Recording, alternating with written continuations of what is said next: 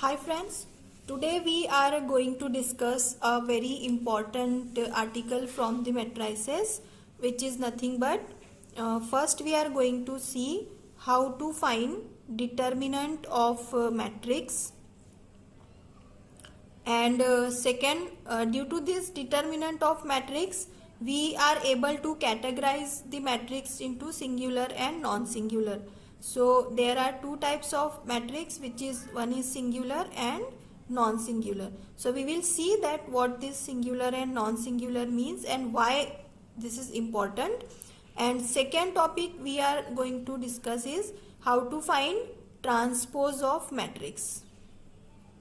Transpose of a matrix. So I'm just beginning it. First of all, we see, you know how to find determinant, right? So suppose I am taking an example to explain it. So suppose I have a matrix A which is equals to 2 1 minus 1 3. Okay, this is a 2 by 2 matrix. And now I want to find determinant of this matrix. So determinant of matrix is denoted by this symbol, 2 vertical line. Write down the name of matrix inside 2 vertical line and just write the elements inside the determinant symbol. That is called as determinant of a matrix. So this will become 2 1 minus 1 3. Okay, simple? Yes. So to take determinant of any matrix, I just need to write the matrix name inside the determinant and its element inside the determinant. And just to solve this determinant as a usual method that you know already how to solve determinant. So cross multiply these two, 2 into 3 minus sign, cross multiply these two, 1 into minus 1. Okay, clear? Which is equal to 6 minus 1, which is equal to 6 plus 1 is equal to 7. So that's how we find determinant of a matrix. Now why this determinant of a matrix is important? Because if determinant of a matrix is equal to 0, then this matrix A will called as singular matrix. Singular matrix. Okay, if its determinant is 0, and if determinant is not equal to 0, so for example in this case what is my determinant? 7, which is obviously not equal to 0. So this matrix will call non-singular matrix. Non-singular matrix.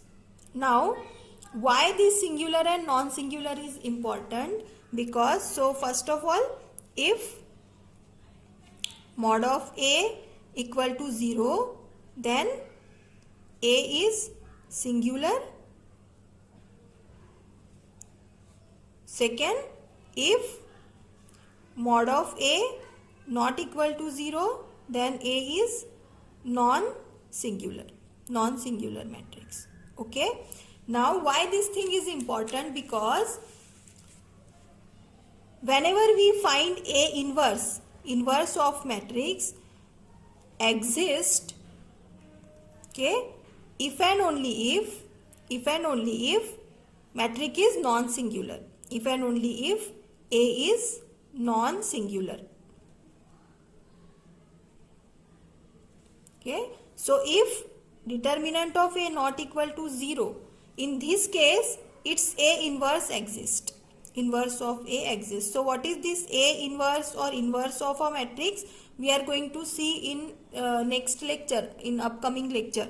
So you will check this, but just remember that this concept is important because we need to check this thing. Alright? Okay. Now I'll take second example, another example where I need to find the determinant of matrix. So I am taking 1 1 minus 1, 2 1 1 0 1 4. Okay, so this is suppose my matrix A and I need to find determinant of A. So simply I'll write determinant of A equal to, write the determinant symbol and write down all element of the matrix as it is. So 1 1 minus 1, 2 1 1 0 1 4, right? Just a very simple definition. Write the determinant and now expand it. So 1 into 4 into 1, 4, minus 1 into 8 minus 0 minus plus minus 1 into 2 into 1, 2 minus 0. Okay, so what I get? 4 minus 1, 3 minus 8 minus 0, 8 minus 1 into 2. So I get 3 minus 8 minus 2. This is 1 into 2. So simply I get minus 8 minus 2, 10, 10 minus 3, 7. So minus 7 is the value of this determinant or matrix. So depending on this singular and non-singular, it is clear that this A is again non-singular. So its A inverse will exist. Okay. Why? Because its determinant of A not equal to 0. It satisfies the condition. So I hope you understand how to find this determinant of a matrix. Now we see what is the transpose of a matrix. So for that, let me just change the page. Okay, so I'm taking a new page here. Okay, now transpose of a matrix is nothing but a matrix. So if A is a matrix, so its transpose is indicated by A upper suffix T or A dash. These two are the symbol to represent transpose, and it's obtained by interchanging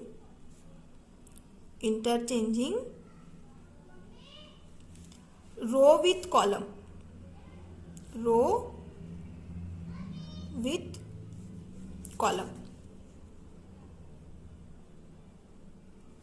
Okay, so in matrix A, if I interchange row with column, the resultant matrix I will get as A transpose. Okay, so for example, I'm just taking an example. So suppose A is a matrix.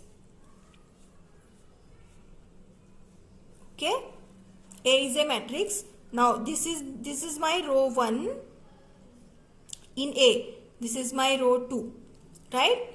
So what I need to change, if I want to find A transpose, so both are the symbol are right, anyone you can choose. I just need to interchange row with column. So now this is my first row. In transpose it will become my first column. So here it is, I'll write it like a column. Okay, so my first column is 0, 2, while here my first row is 0, 2. Similarly, this is 3, 1 is my second row. Now in A transpose it will become my second column. Okay, it's very simple. Nothing you need to remember or anything. Just interchange row with column, and that give you transpose of it. So example 2 I am taking. Suppose I have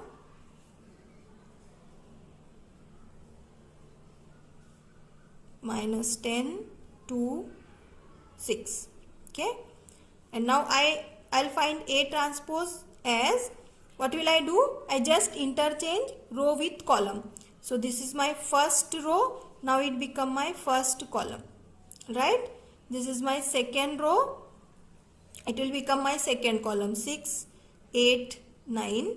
This is my third row. It will become my third column, minus 10 to 6. Okay, that's how we find transpose of a matrix. So just try this example.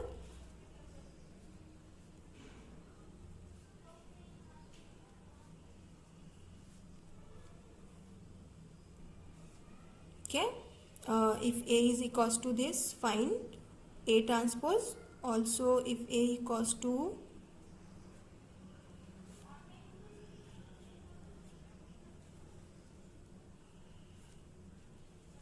okay, now here order will change. So this become your first column, this become your second column, this become your third column. So just find A transpose. I hope you understand it.